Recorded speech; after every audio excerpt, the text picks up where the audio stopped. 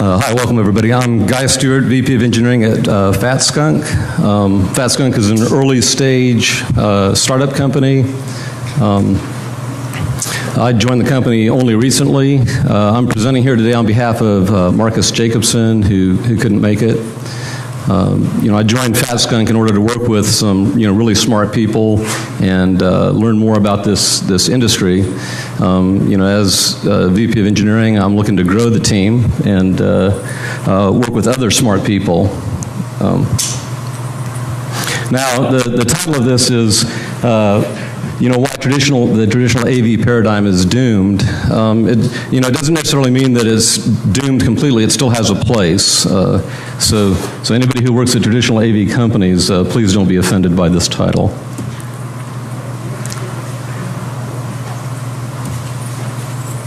There we go. So threats. So we are targeting a specific threat. The antivirus, traditional antivirus software, it uses signature-based algorithms, behavioral modeling to identify threats. So it's looking in the host OS for spyware, Trojans, and passive rootkits. These signature-based mechanisms and behavioral models require a lot of scanning, consistent scanning, updates to the databases. The databases are often out of date. Malware authors can just simply modify their malware, often using automated tools to make changes and test the changes to ensure that they bypass the signature databases or behavioral models of the antivirus software, right? And so all of this continuous scanning of the AV software, updating of databases consumes network bandwidth and consumes CPU power on the devices. Everybody's familiar with their devices slowing down when their antivirus software is running, right? And on mobile devices, it's especially bad because it burns up battery power and consumes network bandwidth. Now, another threat is this, what I have at the bottom, the hypervisor active rootkit, right? It's a little bit different than a passive rootkit. A passive rootkit, it may have root access, but it's not able to hide under the operating system. The active rootkit, the hypervisor-based rootkit, might take control of hardware and can hide effectively by running, what it's basically doing is it's running the host operating system and antivirus software in a virtual machine, which means that the antivirus software can't detect that active rootkit, right? The active rootkit can hide, maybe by using interrupts or page tables to move itself in and out of memory where the antivirus software cannot even see it.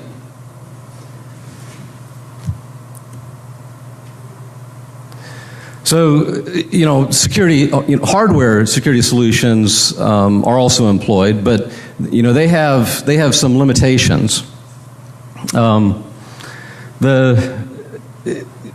There's a security boundary between the host operating system and the secure hardware, right? So, if you're familiar with security evaluations, like the FIPS 140, which talks about the security boundary, if you breach that boundary, you've increased the vulnerability of the hardware, right? So, for example, if you want your secure hardware to actually look into or introspect the memory of the open platform, right? Well, that exposes it to return-oriented programming types of attacks, right? So it can, the secure hardware now has visibility into the unsecure memory of the normal world, okay?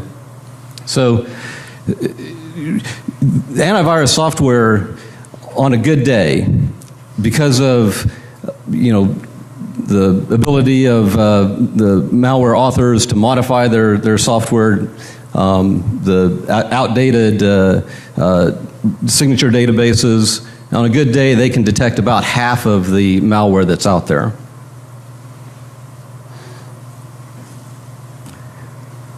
So, and also, the hardware is vulnerable to an unsecure supply chain, right? I apologize for the image there, but it's, most of the hardware that we use in the United States is manufactured overseas. The hardware is laid out at places like TSMC, right? The chips are run through automated test equipment in Taiwan. The phones and other devices are manufactured in Taiwan or in China, where they're susceptible to to attacks, not necessarily by governments or companies, but even by individual employees, right? So, and it's not just overseas, but also in the U.S. So, secure hardware, no matter how secure you make it, it's vulnerable to a single individual in the supply chain deciding that he wants to break that secure supply chain. Okay, so what is Fat Skunk's approach? What we do is we take the physical attributes of a device, all right, we measure them, and we look for characteristics of the device that are changed or touched by the presence of malware or by an active rootkit. So one mechanism that we use is this principle of displacement. So, this is similar to what Archimedes found, right, in his little eureka moment, right? He said, well, I can't tell if this is gold or not, but if I submerge it in water by displacement, I can tell you what its density is, and I can tell you whether or not it's pure gold, right? And so we do very much the same thing with memory on the device. Now, Archimedes' problem, it was actually a little bit more subtle than that, where he could not measure the displacement directly. He had to use indirect methods to measure the displacement. So he actually used buoyancy and submerged his scale in a tub of water. Our problem is even a little bit more challenging. We have a lot of things moving around. There's noise in our environment that we have to compensate for. So what do we do? This is the software space-time trade-off, right? So everybody knows, is familiar with this. The more memory that you have, the faster your program can run, right? So we have a microkernel that runs in main memory, right? And by the way, so most systems have this memory hierarchy. So here I'm showing cache and RAM. Everybody knows cache is faster than RAM, and RAM is faster than flash or secondary storage, right? So we can, we can look at how much cache that we have and use that as basically as our vessel to measure the volume of, right? And we're looking for the displacement caused by the presence of malware. Now the red box there is malware. The blue box at the top, that's our microkernel that's running to actually measure the memory. All right, so that microkernel looks at the cache, performs an operation that's sensitive to the amount of memory that it has available, right, and reports the results to an external entity. If there's malware present, it's going to displace some of the memory that's available to the microkernel, and it's going to slow down that process. Okay, and in this case, it'll cause the memory elements to be swapped between cache and RAM. Right, so we'll see cache evictions, and we'll see cache misses. Okay. So our approach. Okay, so the large gray box, that represents the faster memory. In this case, it's a cache memory. Inside of it, you see the black boxes. Those represent honest software, data, or passive malware. The blue box, again, is our microkernel, and the red box is malware. Now, the malware overlaps our kernel, as you can see, and we use that to indicate that our kernel itself might be compromised. It might contain some malware, but we detect that if that occurs. Okay. So our first step is to stop execution of all software, right? All the honest software. That includes, passive malware, or passive rootkits. And we do that by a number of steps, including turning off interrupts, for example. We eject it from cache or from main memory by flushing the cache, flushing the page tables, depending on what level that we're doing the attestation at. Right? So at this point, the only thing that should be in memory is our monolith kernel, our microkernel. The next step, we overwrite all of memory with a random seed, a random pattern. Right? We use a seed that's received from an external entity, and the external entity starts a timer saying, okay, I've given you the seed, you can now generate the random pattern, and I'm timing you on this operation. Now, if there's malware in place, it's going to be refused to be overwritten, and it'll continue to occupy some portion of memory. The next step, once we've written that random pattern to memory, the next step is to receive another seed, another element, and we compute a key digest of all of memory, right? And we use a pattern to access memory that's not known beforehand, right? So there are external entity, we call it the external verifier, issues a new seed to use in the key digest, and the pattern used to access memory. So malware cannot pre-compute these values, right? So we take that key digest and issue that back to our external verifier. Okay, the external verifier again has kept track of the time that this takes. Okay, so what could go wrong with this approach? First is a silent attack. Let's say that malware has taken control of the system and refuses to respond to a challenge to the external verifier.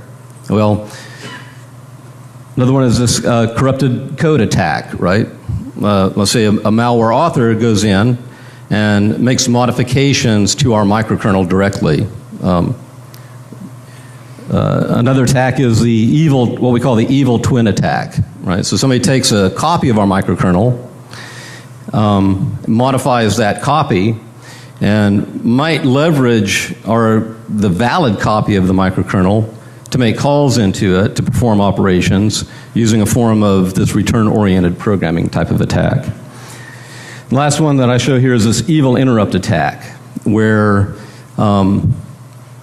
the malware may force interrupts to remain enabled, set up an interrupt to occur maybe on a timer or on some peripheral event or maybe a page fault event, and that will occur, where it knows that attack will or that interrupt will occur sometime after the digest, right? The secure digest has been computed, right? Okay, so the solution to these, right? On the silent attack, where the connection is refused, right? Of course, that's easily detected by the external verifier, right? So the refusal means that the device possibly has been compromised, and so we blacklist the device, or refuse any services to the device, refuse any financial transactions. The corrupted code attack, where the malware author has gone in and made a modification to our microkernel. Well, when we compute the digest, the secure digest, we include the microkernel code in that digest. So if that microkernel has been modified, the digest will be incorrect, and we'll detect that. Now, malware might say, well, I'll modify the kernel, and I will, when it's time to compute those areas, the digest for those regions of the kernel, well, I'll plug in the correct values. Well, Well, that's going to take time. It means that the malware has to move data from someplace else, gather the data from other locations. That's going to take time, and it's going to affect the overall timing of the attestation process. And so, they have a choice. Either they'll get an incorrect checksum, or they'll increase the timing of the attestation, both of which are detected by the external verifier. The evil twin attack. Well, the evil twin attack is another copy of the microkernel, maybe a reduced size, right? So it can, as it's computing the digest, it can use the original values of the microkernel. It doesn't have to replace it with values from someplace else, but the twin alone occupies space in memory, right? And causes cache evictions or memory evictions, page faults, and again slows down the timing of the attestation. Let's see, the evil interrupt attack.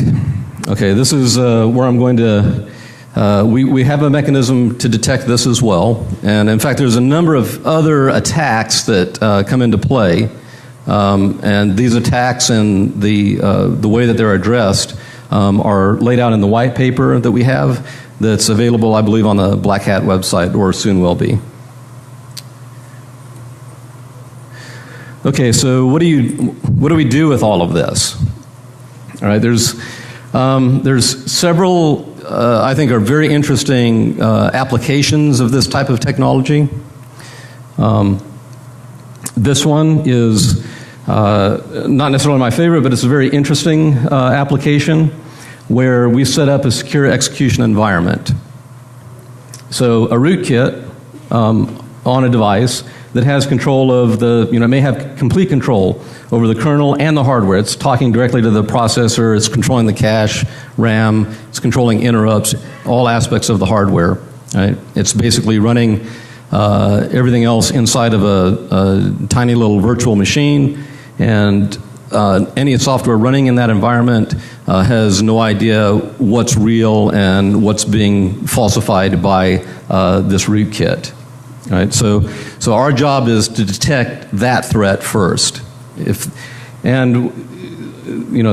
the red question mark in the rootkit, is that active rootkit present or is it not present?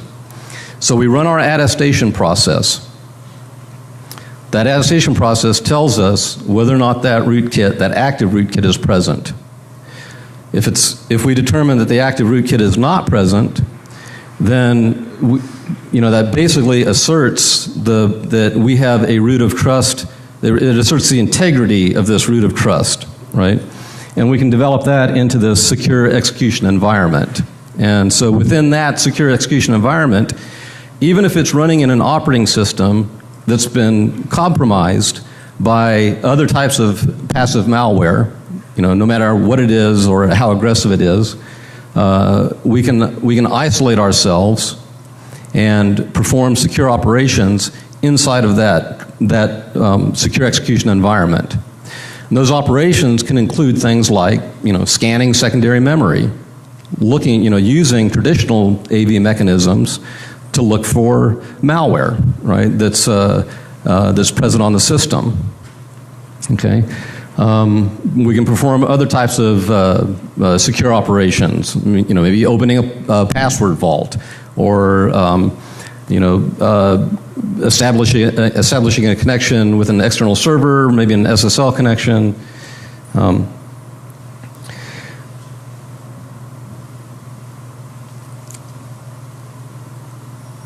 Let's see, how am I on time?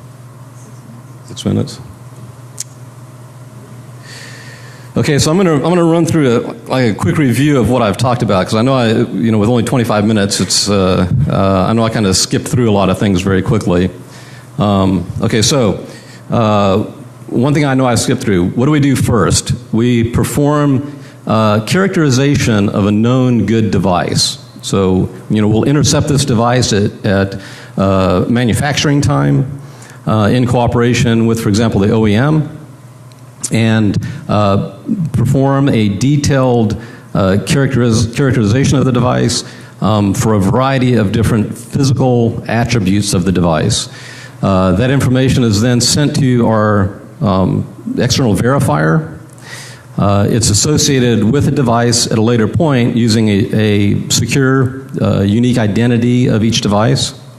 That's used by the external verifier to generate a challenge to the device when the device is out in the field. Now that the challenge might be generated either on request by an application running on the device, or if the device is attempting to perform a secure operation with an external entity, that external entity can send a request to our server to issue a challenge to that device. Okay.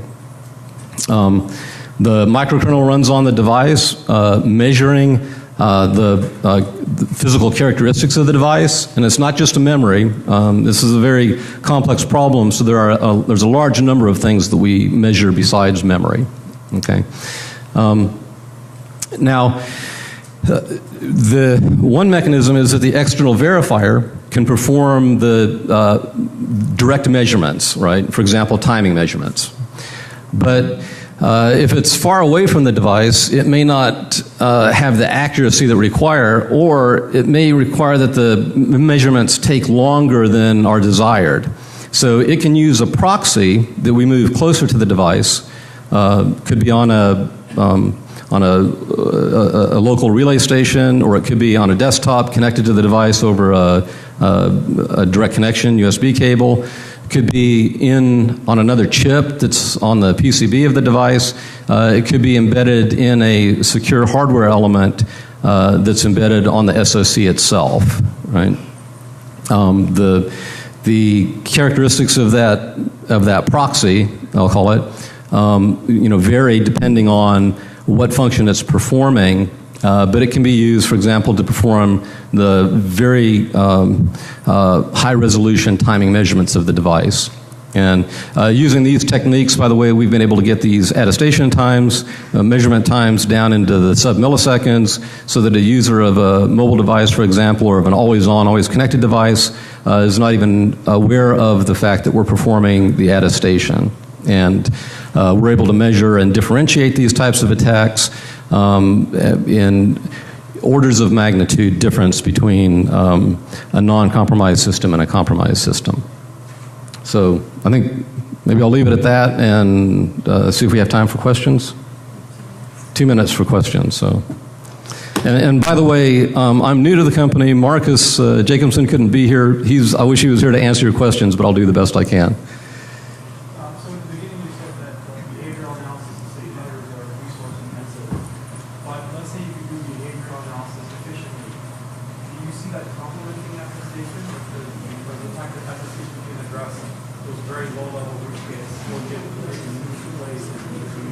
Yeah, I see okay, so the question was between signature databases and behavioral analysis versus doing this type of physics-based attestation, are they complementary? And the answer is yes, I think they're very complementary.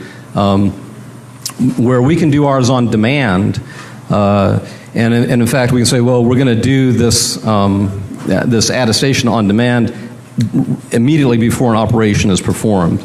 But remember, it's opening a secure environment inside of an otherwise compromised system. And so we still have to go to those other techniques like behavioral modeling and signature databases to clean up the rest of the operating system. Now, it's possible that you could use this secure execution environment as a root of trust for booting an entire operating system, but we all know that even a secure booted operating system can be compromised. So. Okay. Well, we have one more question here. So.